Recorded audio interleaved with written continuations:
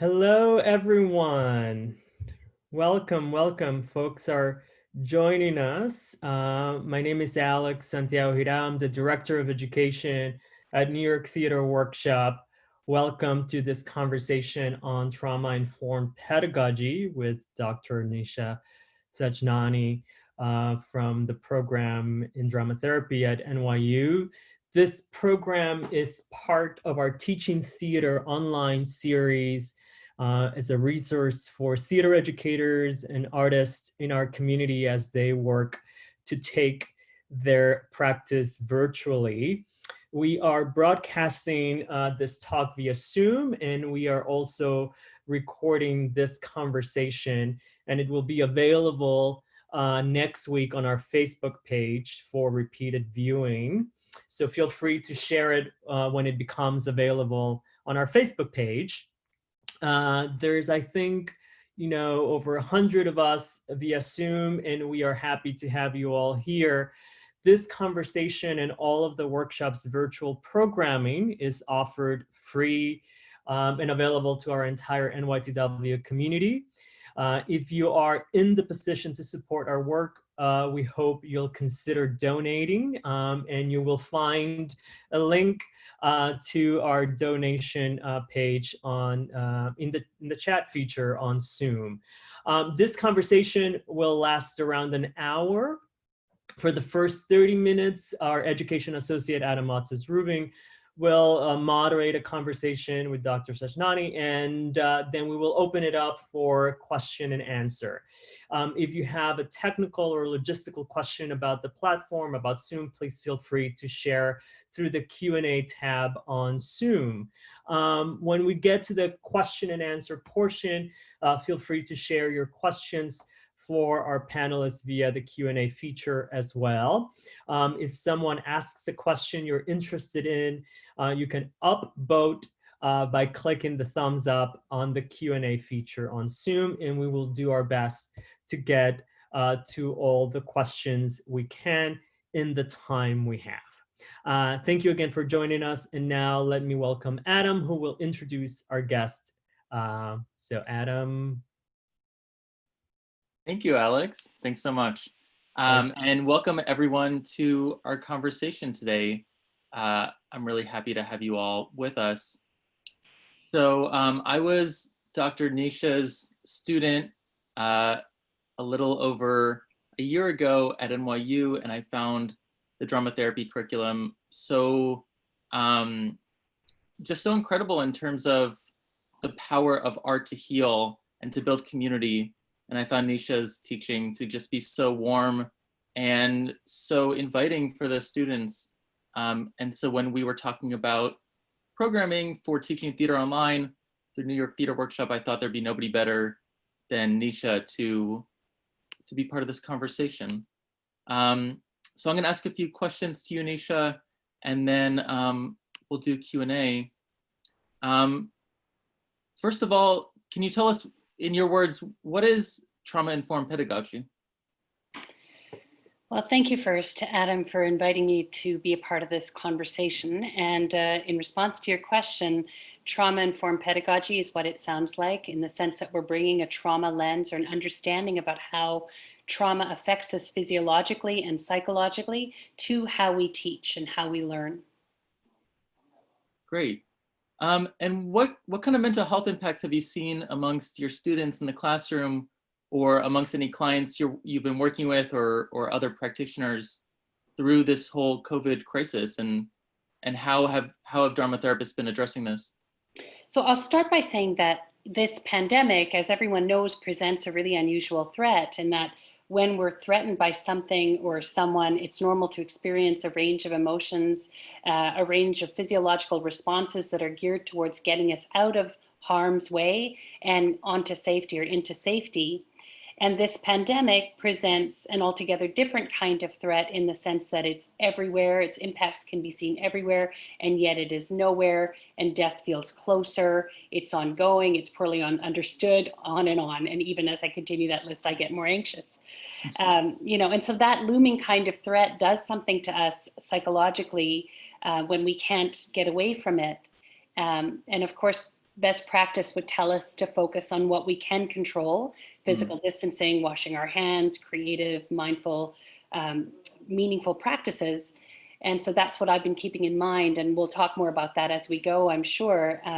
I teach at the graduate level, and my partner is an administrator at a high school, but many of the impacts that we've been seeing are quite similar, and of course have varied over the course of this lockdown period.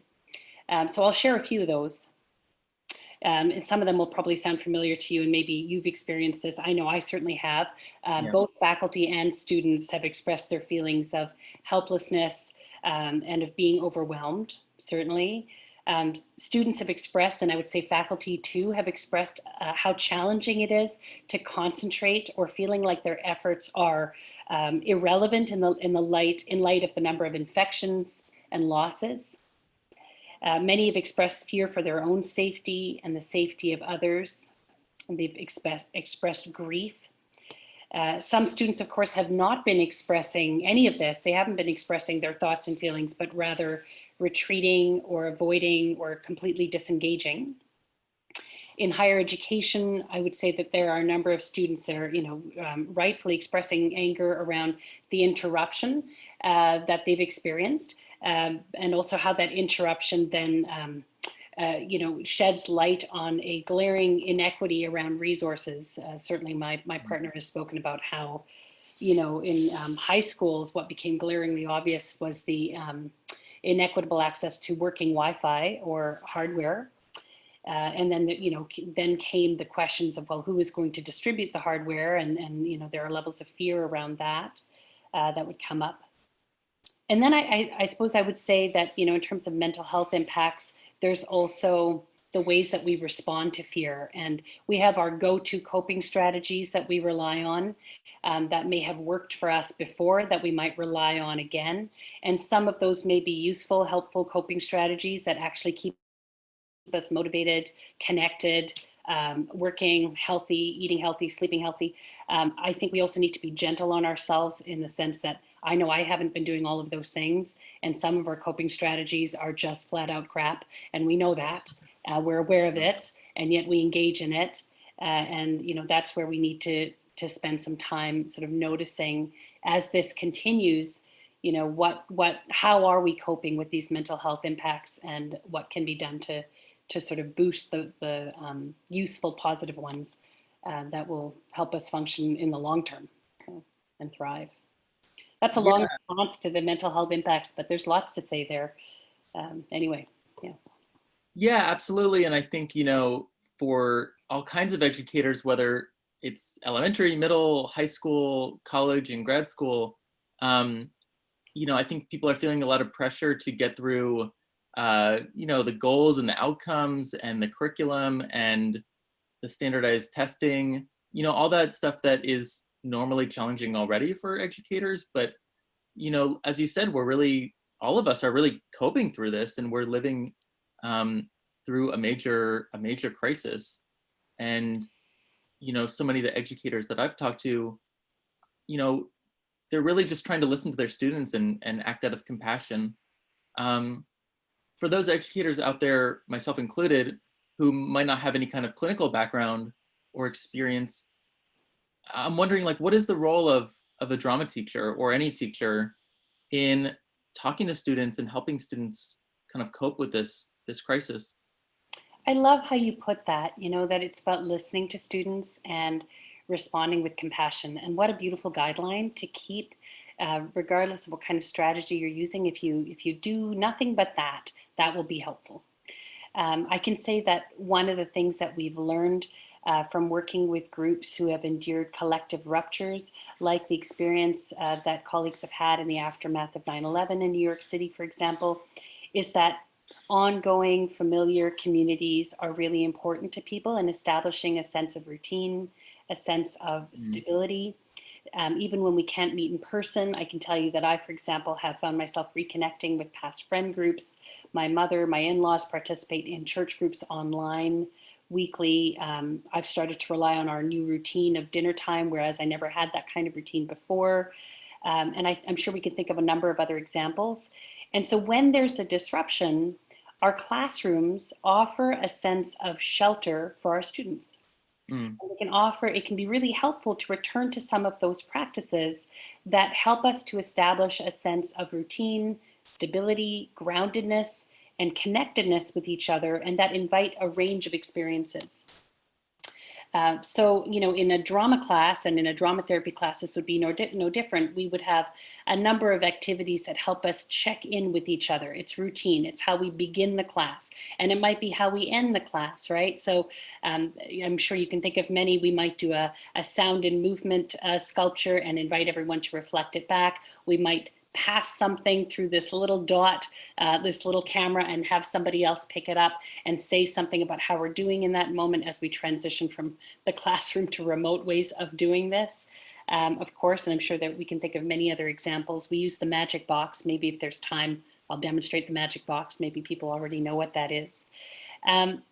So the important thing here is that there's a repetition to it, and one can come to count on it. It's something predictable as we're dealing with so much unpredictability. And as you were saying, it's not just for drama teachers, right? It's for educators across the board, where we can create a sense of routine and repetition in the classroom. I was co-teaching a course this past semester that was planned in person and then very quickly had to move online, and it was on improvisation and leadership. I was co-teaching it in our Stern Business School, actually, and students there talked about how just knowing that they had that class to come to every week was something that generated a sense of motivation and well-being, that they looked forward to being together, to seeing each other, and to being facilitated in some playful work that would help them laugh, give them a sense of joy, remind them of their creative selves.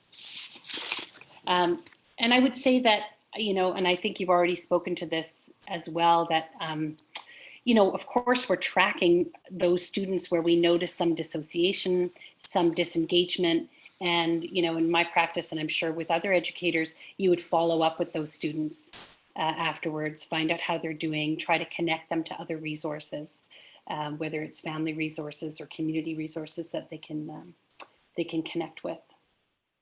Yeah, I think that's so important. And, I think it's easy with Zoom to kind of, you're in the Zoom or you're out of the Zoom, to have that kind of binary.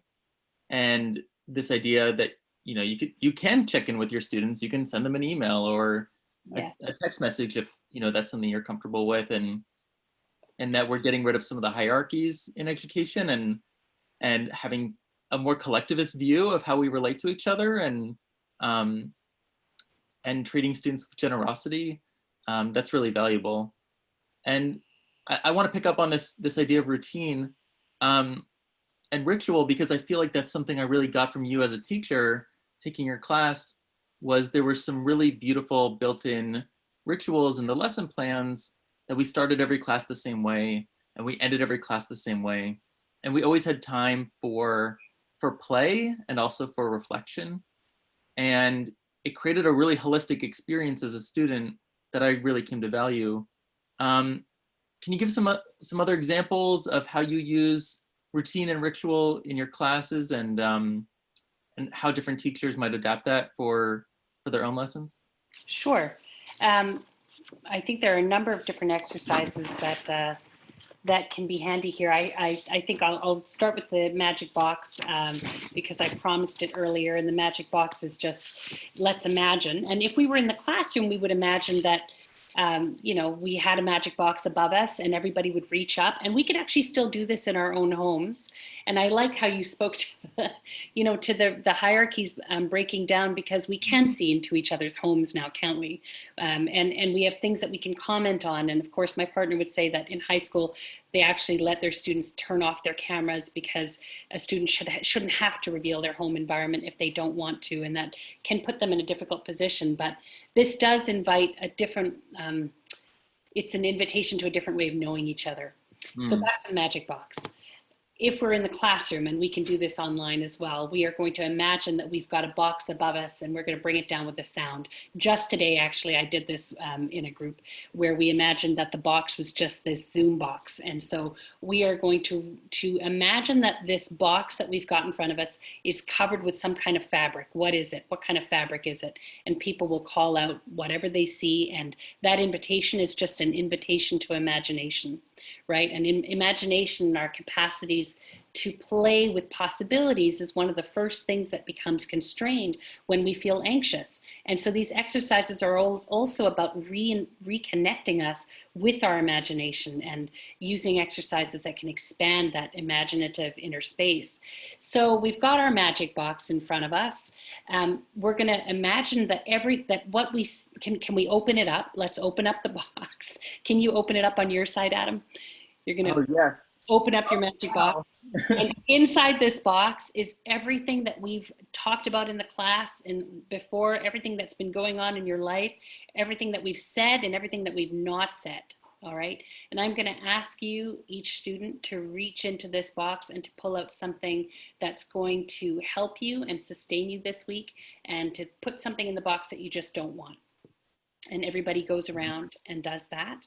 And then we close up the box and we lift it up with a hum, or we close it off to each other. And so it's a simple imaginative structure that invites some expression, that invites some, if we're doing it at the end of class, it's also about helping a student step away from this space of connection and go back into an environment that, we may not know anything about, right? And sometimes that's hard.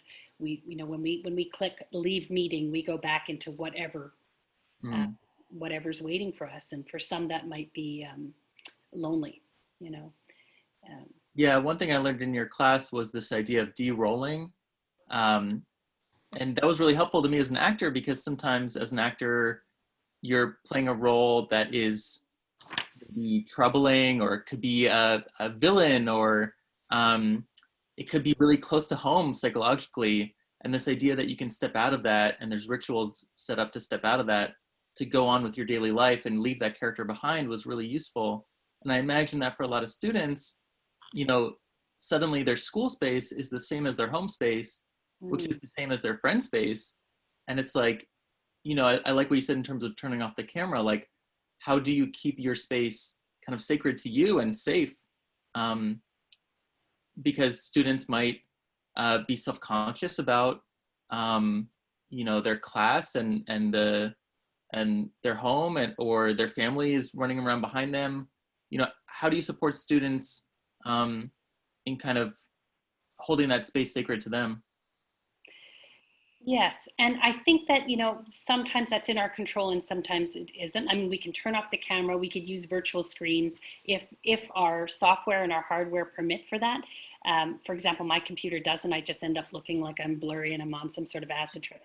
It doesn't work out well. And unless I want that effect, of course, right? And so I've been playing with that a little bit, but in any case, I think that there's another lesson that we can draw from theater that helps us compartmentalize effectively, and that's our lessons on costuming. We use costume to get into role. I mean, we psychologically get into role, but sometimes costumes help us, of course, realize a greater vision for that character, for that role in that scene, in that time. And I don't know about you, but I spent the first part of this lockdown in my pajamas, and it was just like, my capacity to enroll as faculty and de-roll at the end of the day was disappearing as I rolled into my couch, and just days sort of spread and one into the other. And one of the things that we can help our students with and help ourselves with is actually getting dressed and preparing ourselves for the work that we're doing. So we don't come to class in our pajamas. I don't come to class in the pajamas. Students don't come to class in their pajamas. It helps us enroll for that moment. And importantly, coming back to your point, it helps us de-roll as well, so that when we step back into our comfy clothes, we know the day is done. We're allowed to, slip into a more relaxed state, move us into sleep and end our day well. And that's a lesson we can draw from theater that can help us here. Yeah. And I feel like one thing you're touching on too is this idea of embodiment that I learned from drama therapy. you know, I spend all day on Zoom in front of my computer, my back hurts, my neck kind of hurts.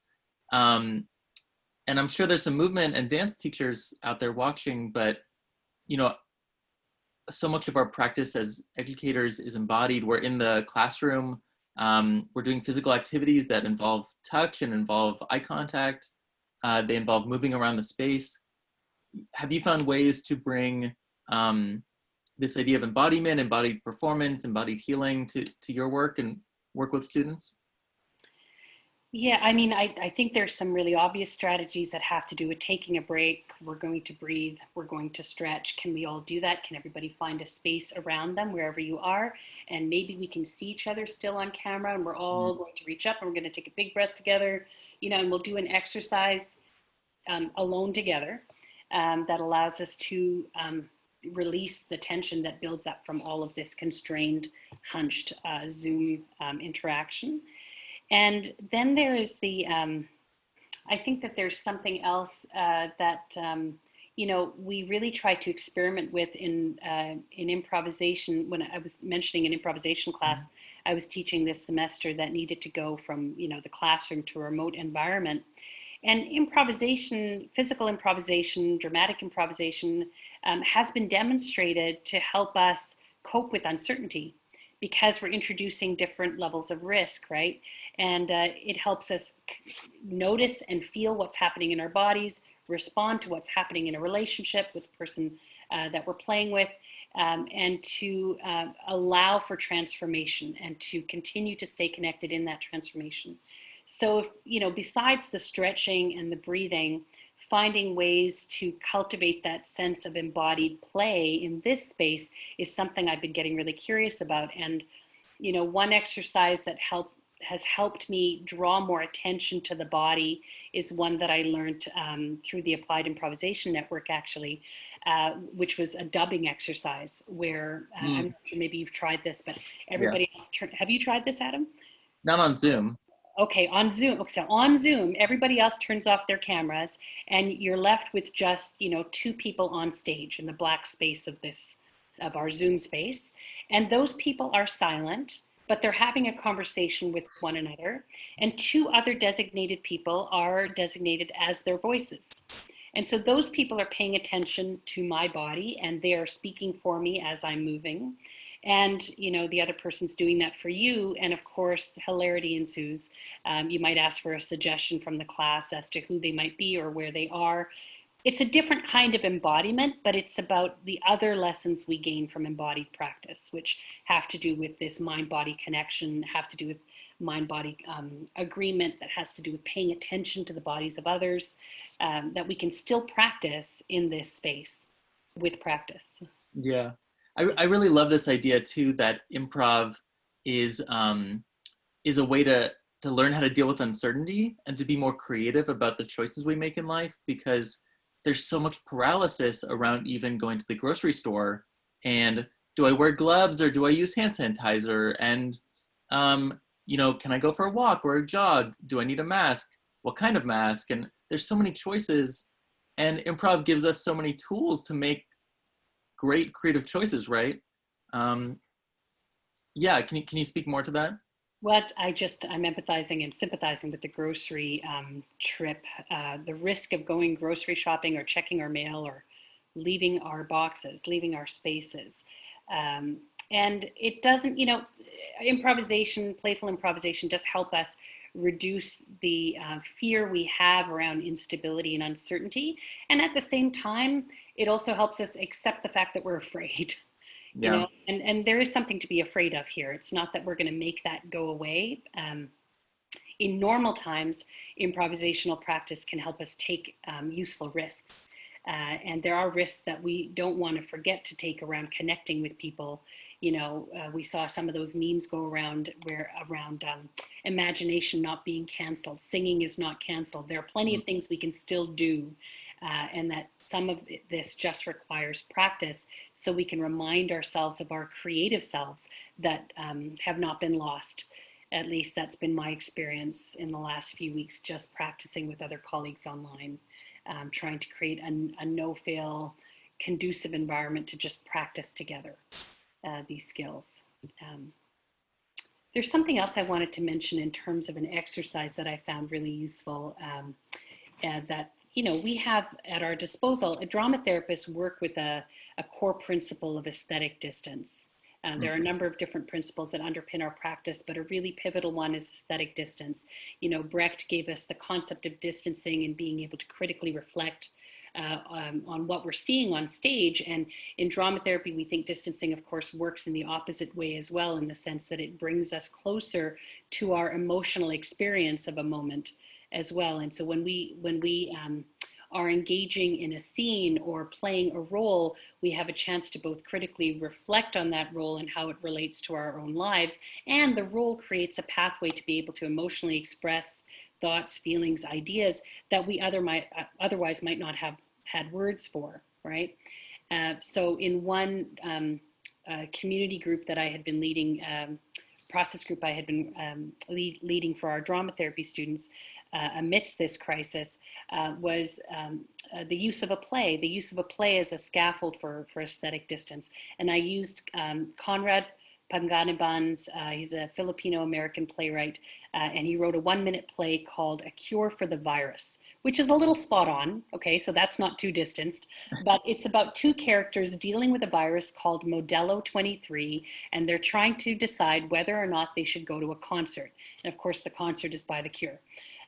So a little spot on. But, if we are to work with aesthetic distance, we have many opportunities to use that play to help us express our thoughts and feelings about what's going on in the world, right? The world of the play helps us respond to the world. So one could, for example, write a third character into this 2-person play, or extend the play. Or write a response to the play or to a line in the play. What I ended up doing was asking students to pick out a line that really stood out for them and to write a response to that line. But the possibilities are endless, right? Yeah.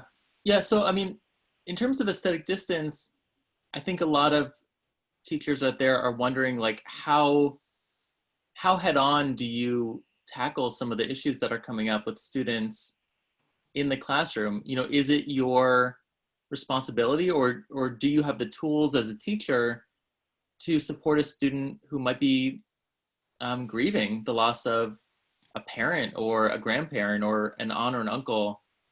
Do you have the tools to help a student deal with anxiety?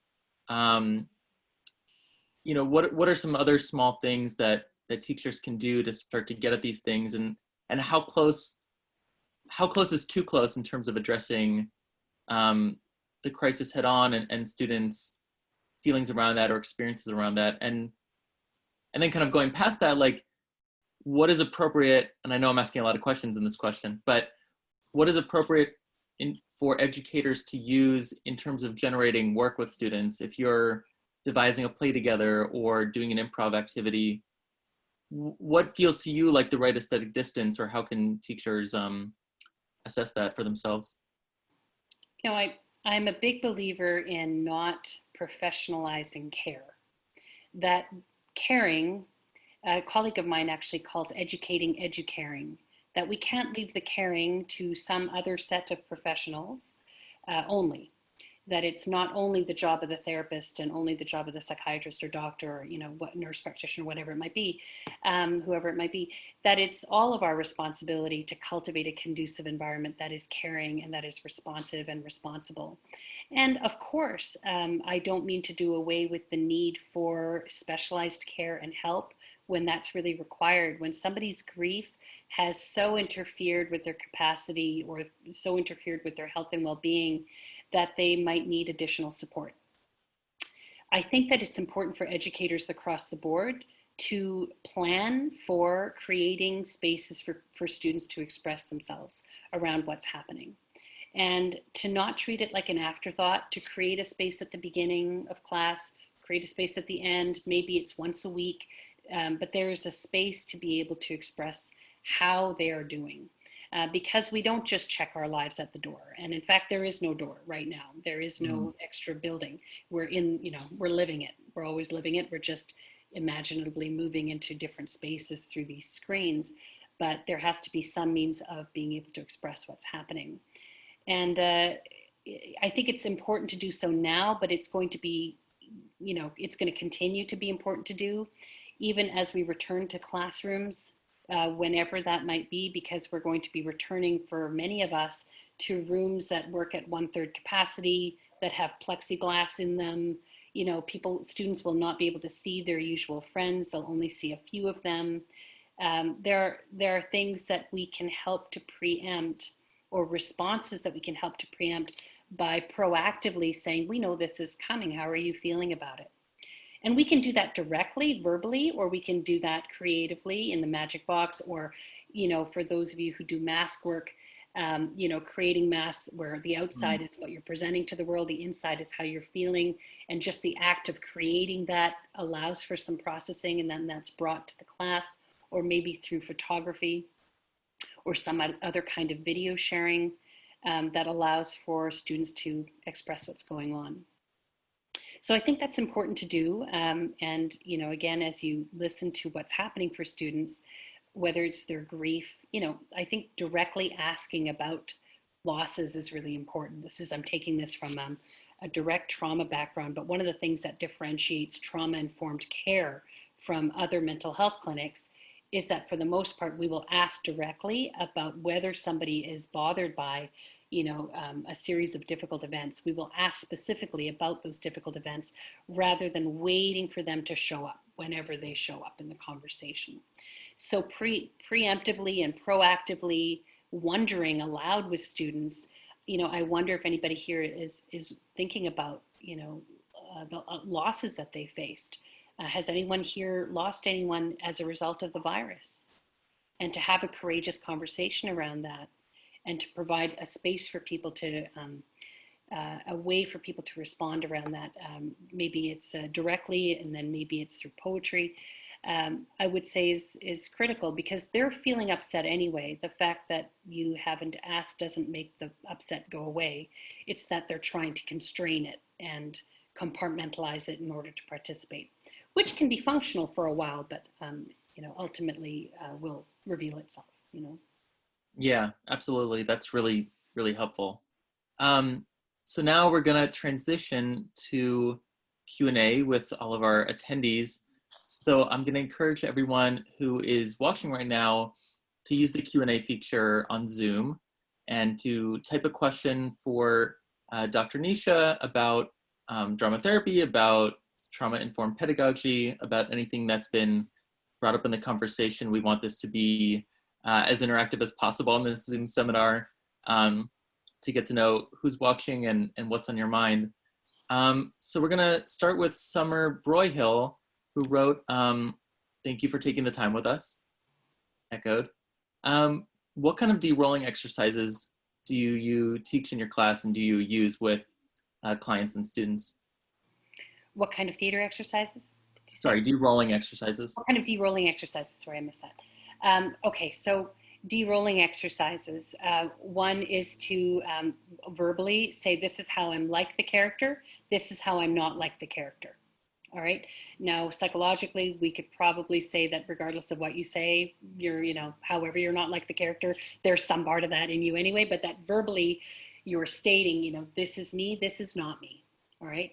Another way is to actually change the physicality of the character, right? Because when we enroll in character, we're actually physically enrolling in character. And so we're going to shake that out, and we're going to walk around the room like our characters, and we're slowly going to transition into how we walk ourselves. All right. Those are two ways. I think that, when we go back into one body of work that I am really interested in and that I draw on a lot is Rasa theory, Rasa aesthetics from the Natya Shastra, which is a performance treatise that was written around the same time as Aristotle's Poetics. And in it, the author lays out the emotional geography of human beings. and how drama is about taking us through the emotional terrain of inexperience. And so as this work has been translated for acting and later translated into drama therapy, I find that it's provided some useful ways of de-rolling as well, in the sense that we enter into the physicality of the emotional space of a character, the extreme emotional space of a character, and then we release it and move into a different emotional space, and then into a different emotional space, until we can reacquaint ourselves with the full range of emotional experience. And in the Rasa boxes exercise, which is a derivative of Rasa theory that was developed by Richard Schechner and colleagues, there are 9 spaces on a grid, and we would move through them. Those are Great. ways. Yeah. Yeah, great. Okay, here's a question from our friend Spencer Olson, who was in your class with me. So Spencer asks, for you both, what do you believe is important for professors to hold when teaching to students who may be learning in harmful, traumatic homes? What is the balance of maintaining engagement while also giving space for those who may not be in safe spaces? And to give context, Spencer, I know, works with LGBTQ youth, a lot of whom are experiencing homelessness, a lot of whom are quarantined in homes that are maybe not supportive. And also, a lot of folks are dealing with domestic violence, with the quarantine and being stuck at home, and with tempers being really short right now, and people being really pushed to the max, both on the side of maybe the perpetrator and potential victims. So I guess the question is, what can professors do, and how can professors hold space, or teachers hold space for students who are in unsafe environments? It's a really important question, and we're aware that this call to shelter, in place to stay at home is not a call to safety for many. Just like we know that the ongoing threat of the pandemic is actually not unusual to people who experience the chronic threat of oppression, and that that some of us live with that in our bodies for fear that this threat that could be everywhere and nowhere could attack at any time, whether it's in the form of homophobia or racism, white supremacy. I think that where I go to in that question is thinking about, well, what were we doing before? We've known that many of our students are living in these conditions, and what were we doing before? We were checking in with them. We were taking a look at, were there resources that we could attach them to that would attend to specific needs, whether it be around shelter or food, or a safe space that they could come to at some point in the day. Now that last one is not possible, and so we have to think about, is there a safe space where they can join other people in this environment, in this Zoom environment or online environment, if they have the means to do that, right? There's also the phone, let's not forget. We have other technologies available to us that we can make use of to reach out to people who we are worried about.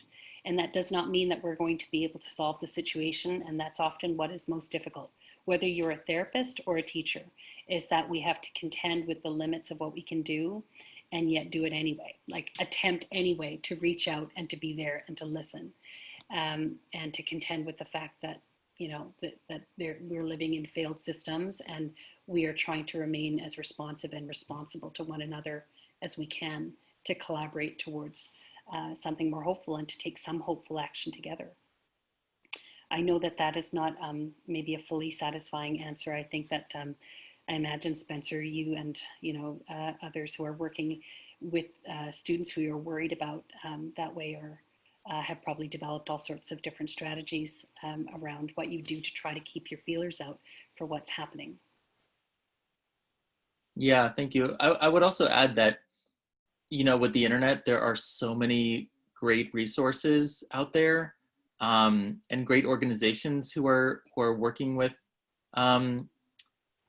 folks experiencing or at risk of homelessness or domestic violence, like RAIN, for working with LGBT youth, like the Trevor Project.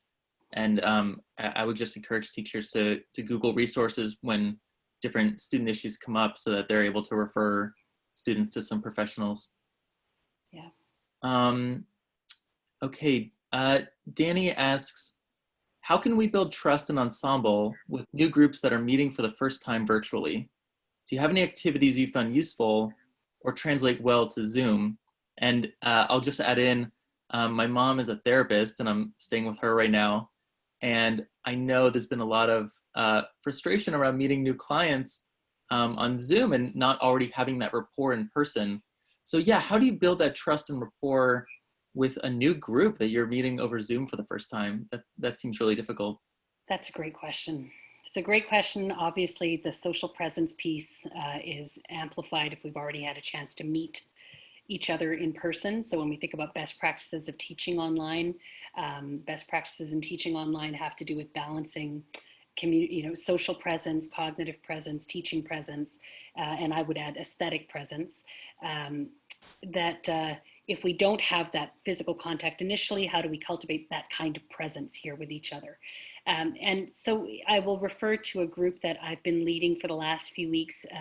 I've been co-leading a group for adults with various stages of Parkinson's disease. And a number of those members are new. I will say, I'm drawing on an example where I knew a couple of the members, but there are a number that are new. And we needed to start at the beginning in terms of who are you, what brings you into this space. We had to do exercises that were about fostering intimacy, which involves a little bit of disclosure through different kinds of exercises. So that group, we would start with a breathing exercise that we would do all together. Pretty low risk, we're in our own spaces, we're breathing together. Over time, the repetition of that starts to contribute to what makes us a group. Our group always starts this way. We start to develop norms together. And then in the beginning, it's a group that uses drama exercises, but we also do a lot of creative writing together. And one of the early creative writing assignments had to do with noticing 1 week in their lives without judgment, and to do a free write around that. And then later they did tercets. They did 3-line poems around it. And they would bring these to the group and they would read them. And we found that, okay, so that was useful. Reading them was useful. We're starting to exchange more and disclose more in this space, like you would with any group where you're asking a group to take risks with each other. And I would say the intimacy and the attention to one another rose when we gave their writing to another group member. So we would collect it ahead of time and then send it to other group members, and then those group members would read it. So there's this feeling of wanting to do it well for another person in the group, even though you haven't met them, you're not in the same space. Those are some ideas. Yeah, thank you. Okay, I really like this question from Catherine, who is a theater teacher at Pasadena City College, who has studied trauma in her life. And she asks, I'm wondering if you can share more on how trauma might be impacting our students and our own abilities to function or think clearly, and any reminders you have about not going about business as usual in terms of course load, grading, and expectations of performance. So how can teachers not lower their standards, but maybe have more realistic expectations of themselves and their students in terms of, performing at a high achieving level? This is an excellent question, one that I had to grapple with myself. I wanted to maintain, at the beginning, I was thinking, well, how do we maintain our usual ways of working? Continuity. My mantra was continuity and care in the beginning, but really what true caring was actually paying attention to how this threat is impacting us, and not just talking about it, but recognizing the reality that our concentration is not what it was. Both faculty and students are struggling with this, that our capacity to engage in our executive functioning, our normal capacities to organize our time and to organize the things that we need to do, are not where they were. So I would encourage educators to practice maximum flexibility around that, and to provide alternate assignments. I would say, in our program, that meant adjusting final assignments. It meant asking for well, complete changes in assignments or a variation in assignment. It also meant that the entire university went to a pass-fail system so that students could elect to just submit a piece of paper that said, I'm going to exercise my pass-fail option, so that whatever they got above, let's say above a B, would count towards a pass at the graduate level, or above a C, I think, at the undergraduate level. Don't quote me on that, but it was a pass-fail system in any case, which meant that they, some of their stress could be alleviated around how they were doing, because we knew it was going to affect them, and we didn't need to stress ourselves out by thinking about how do we get them to do the same work that they could have produced if we weren't in a pandemic. I'm in, conversations with my partner now, who is working with other administrators in her high school to do this with high school educators. And it's a real struggle because, of course, you've got so many kids who have not checked into class at all, or they're showing up, but the work isn't getting done.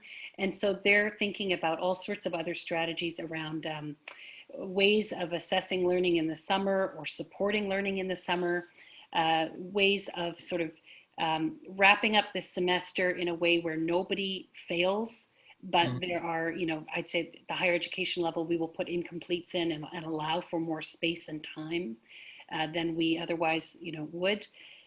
I think it's really important to really take in that this is having an impact, and therefore it cannot be business as usual. It can't. It's not business as usual. Yeah, and going back to what you said about checking in with students, if you don't know that a student has lost their grandparent, how are you going to know why that their work isn't being completed if they're tending to that grief, and you're saying, oh, well, they didn't do a very good job on their paper? You don't have all the information, right? So asking those questions about how students are doing or what students' experiences have been is so important in assessing their performance, because there is a big inequality gap, and you are going to have students who are having a really different experience of this virus than others, right?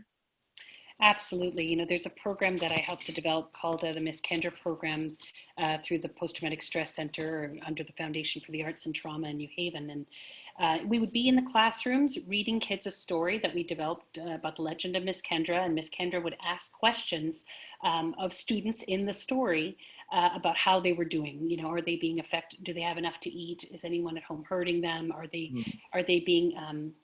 experiencing acts of racism? A number of different questions that Miss Kendra would ask her students in the story. And every week, the facilitator, a drama therapist in the classroom, would ask students, whether they wanted to write a letter to Miss Kendra about their own worries. So again, there was this ritual pathway for students to be able to express what was on their minds, and then for the drama therapist to be aware of what's being written down and to write back. And this was done in partnership with teachers. And in going remote, we've needed to come up with other strategies around how to keep the presence of Miss Kendra going online on YouTube as a means of staying connected with kids and inviting the sharing of these stories. But to your point, the reason that program came about was because we know that kids don't want to learn. It's not that they don't want to learn. It's not that they don't want to engage. It's that there are things that are interrupting their capacity to engage fully. And a holistic approach to education needs to be, educaring. It needs to be about being mindful of how one's life informs how one learns. Absolutely. Okay, we have time for just one or two more questions. We have a student question here, which is nice. So this is Maya, who said, I'm really grateful for this talk. Thank you, Maya, for sharing. So Maya's wondering if you have any suggestions for ways that students can ask for trauma-informed care from teachers who I'm assuming maybe are really performance-focused, and how can students advocate for themselves? In higher education, they wrote a letter and sent it to me, and then they sent it to my dean, in the sense that students advocated for themselves that way. And they said, we need this, and we're letting you know that we need this. Now, not every student is going to be able to do that. This is why, I would say in our, the K-12 program that I was mentioning earlier, we moved from a place of mandated reporting to a place of mandated asking. So we need to proactively ask, do you need this? You know, are you being affected by this? And, you know, so if students have the wherewithal to be able to organize around that, inviting them to take stock of how this is affecting them, what they feel would make a difference, and offering that up as an idea to the class. Would this make a difference for some of you? Sometimes that's helpful, and you know, in my experience, some students will often organize together, and then they'll communicate to me in an email that, you know, we collectively feel this way, or they'll let their instructors know that, and then we'll respond. You know, we will be in a conversation about it. I did want to say, because I know that I've mentioned checking in often, that there can be such a thing as too much checking in. Yeah. And I've said it like 8 times. And so I just want to say that, you know, it's also important for teams, for educating teams, to be aware of their approach as a team. So where is this check-in happening, you know, and is it the same kind of check-in in every space? One can still have a ritual way of beginning and ending without it becoming about you know, just a space to talk about life and life experience, because there may be other tasks to focus on. And if you're a theater teacher and you're doing drama exercises, that engagement in that drama can be supportive in and of itself. I mean, drama therapy is sort of predicated on that primary assumption that engaging in the play, engaging in the drama itself is beneficial. So we don't want to shortchange that. And so I would encourage, you know, if you're working within a team, to coordinate around how those sorts of check-ins are happening. Yeah, that's a great point. Okay, before we wrap up, and I know we could go on forever, and I see so many questions that we're not going to be able to get to, but one common theme from the Q&A is it seems like people are really wanting more resources, lists of games, activities, sample lesson plans, books, websites.